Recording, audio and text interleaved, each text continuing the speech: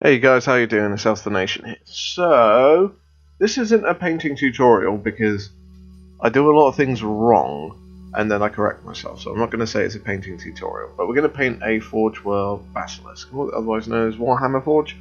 So not like the tank Basilisk, this is the monster lizard sort of thing. As I said, a little bit of a disclaimer, I get things wrong, I correct myself, so if you watch this, you could probably do it a bit quicker because you figure out what I've done wrong. So we're going to start off with a Xandri Dust.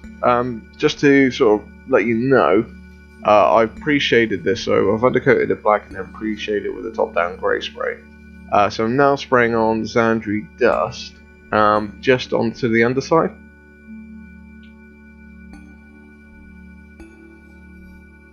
So with this, you don't necessarily have to be the neatest. You can sort of tidy it up later on, sort of thing. Because I know it's a very odd angle to get spraying as well. So yeah, don't worry too much about this point.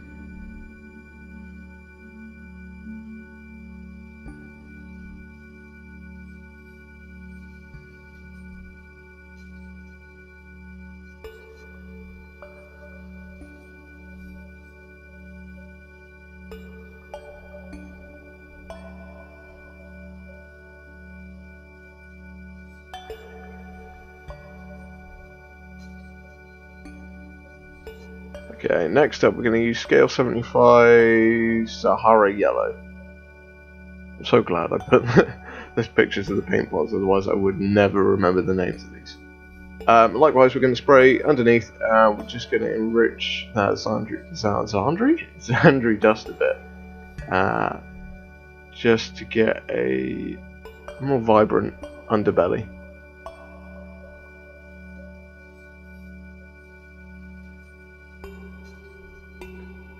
Also, it might be worthwhile mentioning the paints that I'm using here aren't necessarily airbrush paints. You have to thin them down, so yeah, just bear that in mind if you're going to use these paints. Use a bit of thinner, make them down to the consistency while I go through an airbrush, okay?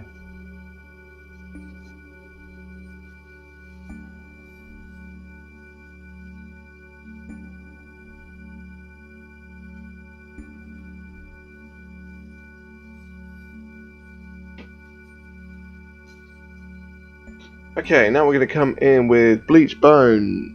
I'm sure there's another name for it now, but yeah, I had an old pot of this and I managed to mix it up into an airbrush sort of consistency. So we're now going to use this. Now, don't cover the yellow too much with this. You just want to start kind of like highlighting it, if you will.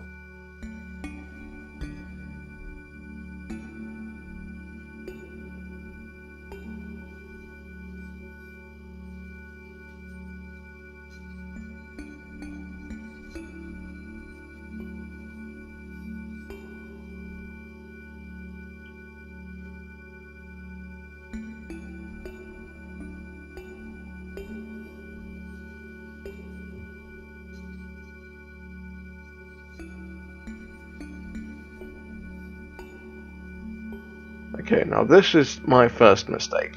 I thought I could make this work just with the shade color, so I would use the pre-shading to my advantage, and just use the shade over it, and I'd still keep a lot of the details. Basically, you're probably better off just skipping this part because it didn't produce the effect I wanted. It may have subtly blended the yellow in with it, but not really.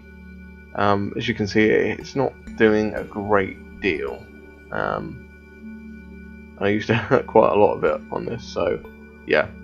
Word of advice: don't try it. Just don't bother with it. It doesn't really do a lot. Yeah, unless you're going for a really, really, really pale green. Yeah, it's not really worth it.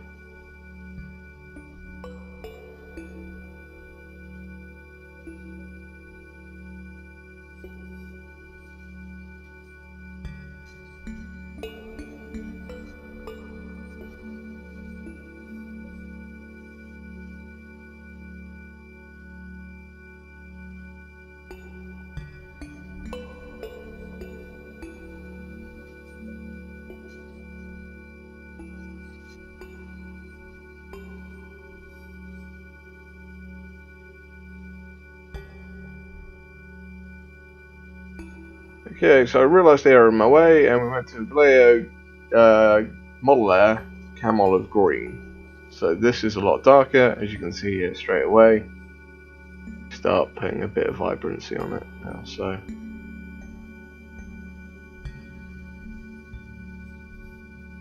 at first I wasn't entirely sure where I wanted the green, because I knew I wanted highlights. So I spent a little bit of time avoiding certain areas, and then I think by the end of it I just came to the conclusion, no, the whole thing's going to be green. So just use this in a top-down spray, don't spray the underbelly, keep that yellow. I'll touch up on it later on. So yeah, if you do go over the yellow, it's not the end of the world, but yeah, just try and avoid it a little bit.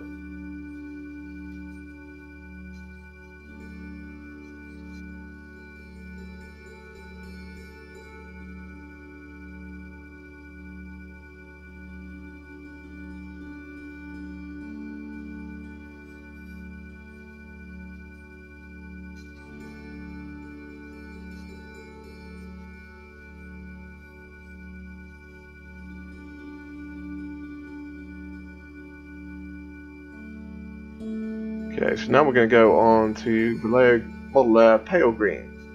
We're going to use this kind of, as, again, a top-down sort of spray. And yeah, it's basically just highlights, really. Very broad highlights as well. You don't need to be overly neat or anything like that. You do want to leave a little bit of the camel green behind. Also as well, you can probably avoid doing the top. But depending on if you want to use stop at this point, because there are points in this where you probably could stop and do a different colour scheme, like I've done a brown ridge down the back of mine. You could just go with an all green one if you wanted to. So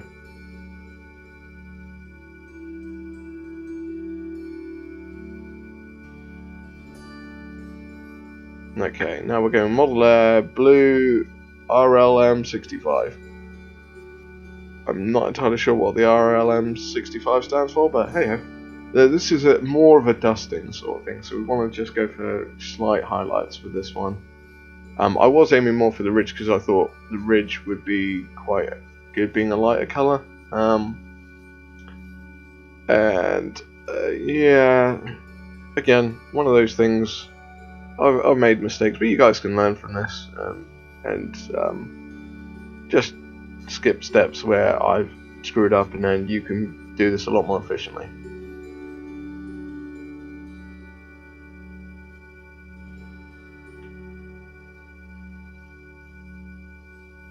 Okay, so now this is me going back in with the yellow from scale 75 just to touch it up and bring that yellow back in a bit, because I did a little bit of an overspray with the greens, so that was bringing that back.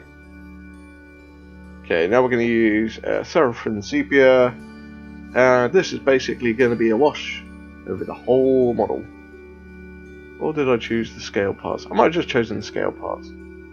On this model, there's certain areas where it has scales, and certain areas where it looks like just pale flesh. So I believe, I might be wrong, I did it just over the scales. However, I cannot remember. Just give it a wash with this. Makes it more of a yellowy colour. Brings that pale back down a little bit.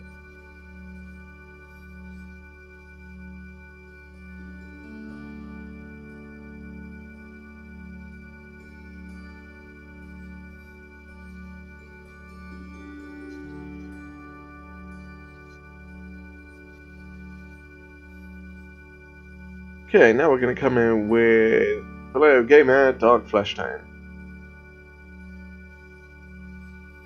And this is where I decided I want to change the ridge.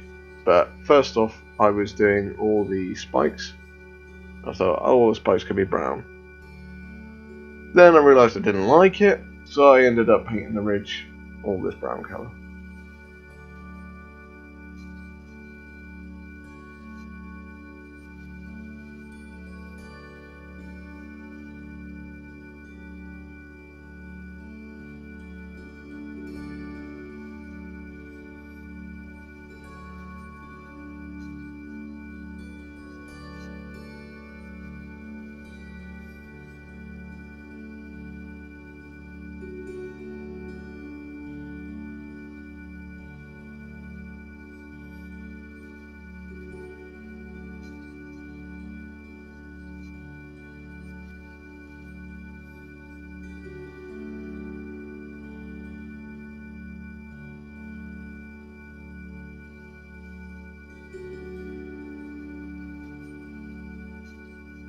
Okay, so now we're coming back in with the pale green, and we're going to do a dry brush over all the scales, trying to avoid the brown bits. This is just to get a little bit more of a definition.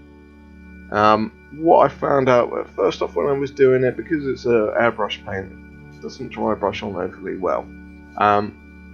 So what you'll probably see me do is go over it a few times, not get much of a response from it, and then I'll try it a lot heavier. And I just pick out the lighter edges, like the ridges of the legs, like where basically its hips will be, and just pick out those areas with a harder dry brush, and then everyone else just gets a lighter dry brush.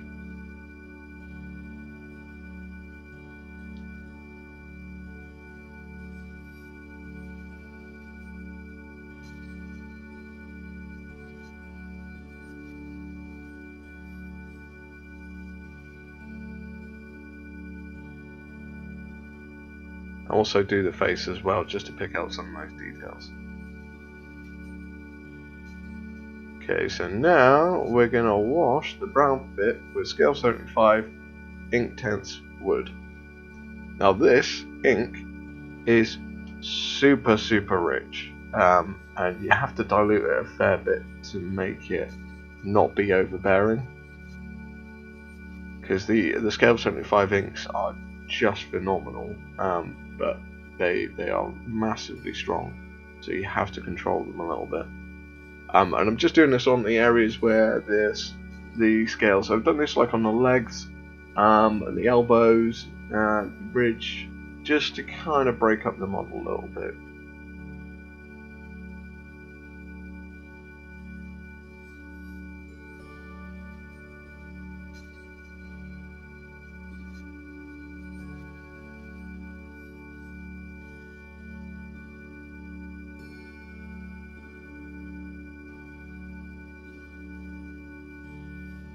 Okay, so now we're going in with the Sahara yellow again, and what we're going to do now is paint all the spikes on the back, because again I wanted more contrast, so I thought kind of yellowy, half-aged spikes, yeah, probably be good.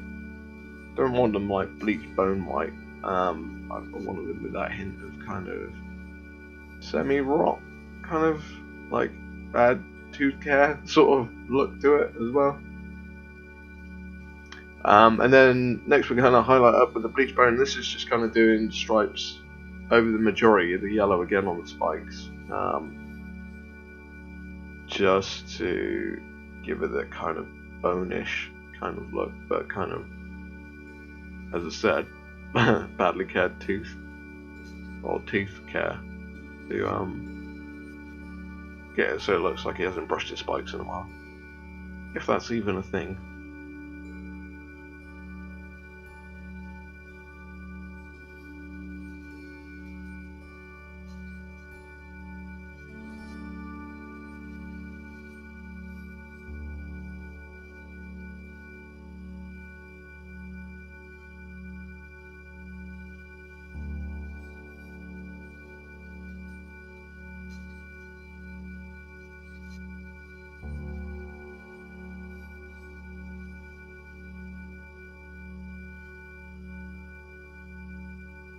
Okay, now this is a dry brush of bleach bone of the brown as well, because I realised the brown was looking very one colourish as well, so I wanted to bring out the scales a little bit.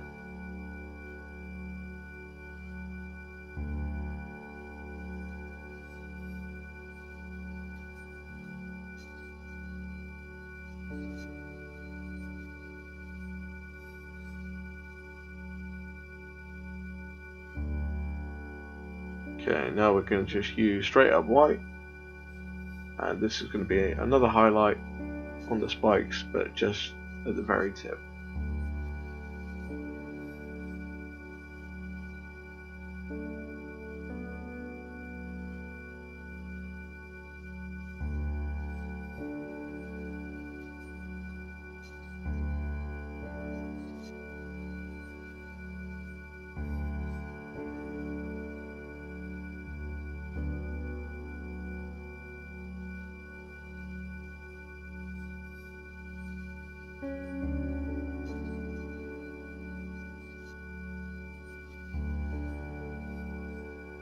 Okay, so now we're just going to paint white on the eyes, because what we plan on doing is having yellow eyes, so it's a lot easier to paint yellow on top of white than on top of a dark green. So we're just going to use Vallejo Model Air Medium Yellow, and paint yellow over the white.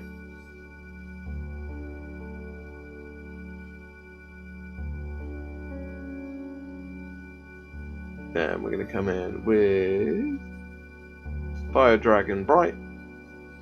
I'm going to put this more towards the edges, leaving a section of yellow in the middle of the eye.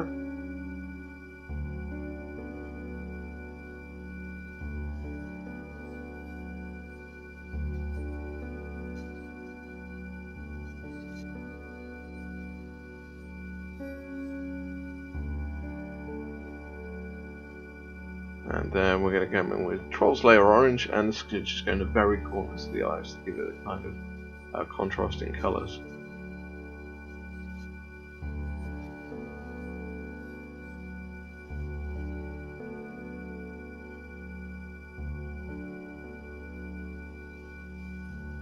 Okay, now we're going to use black just to do a slit down the middle of the eye, and that will effectively be the pupil.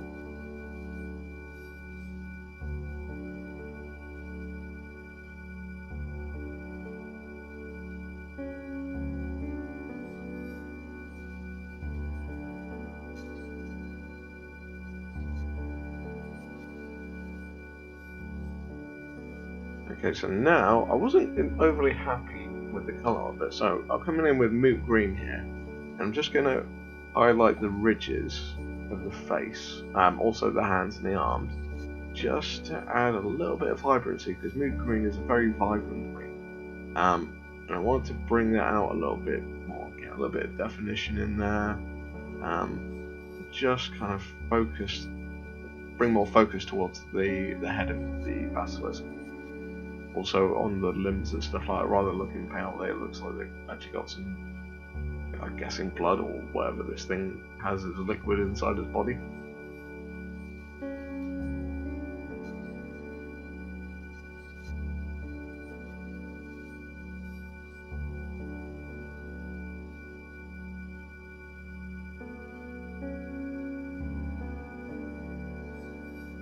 And that will about do us.